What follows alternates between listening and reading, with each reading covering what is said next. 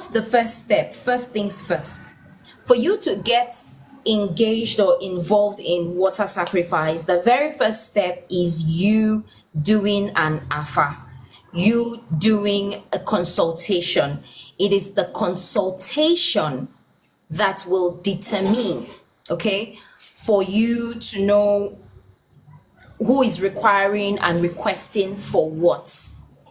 Okay, now the truth is, when I speak, I will speak from the angle of Igbo cosmology, and because that's what I know, that's what I've come into, and then that I am Igbo likewise. So as an Igbo person, we believe and we know that Afa can be done every day. Yes, because in your time, while you do your Igofo, which is your morning declaration, morning proclamation, when you do your daily proclamation, usually you're supposed to do your Igofo with kola nuts.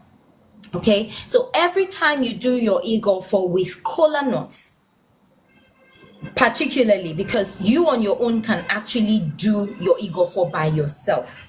All right, so when you do your kola nut afa with your afa, your kola nut afa with the kola nut, you're able to know, because there are times when you throw the kola nuts, it will tell you, either your water people, either Ajana or Ndiche and all that, depending on what that throw signifies. Okay, or you can seek the service of a dibia afa.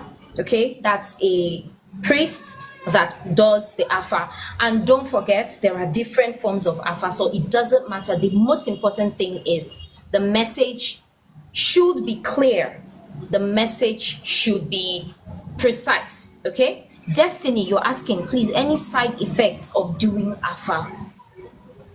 I would say side effects. Well, when I think of side effects, I think side effects means negative sides, right?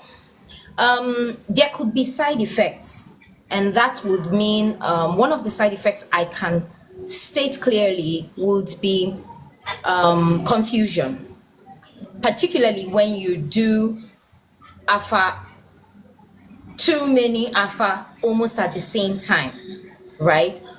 Ideally, afa is supposed to help you gain clarity from certain things, okay, that you might have been seeing in your life.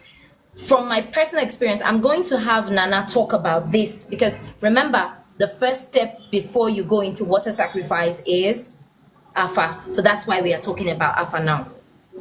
Now, from my own experience, I have found that by the time you're on your own, before you go into afa or dabble into afa, you know what your life has been, you know what your life is like, right?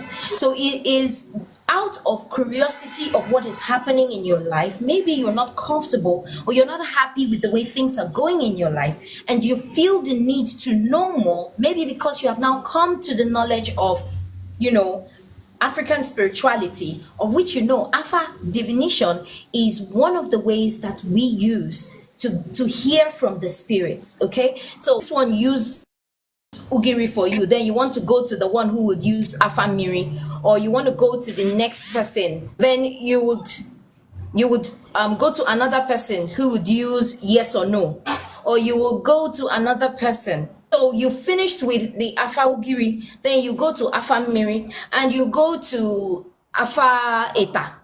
You want to know, and you're asking that same one question at the same time. I don't think that is encouraging.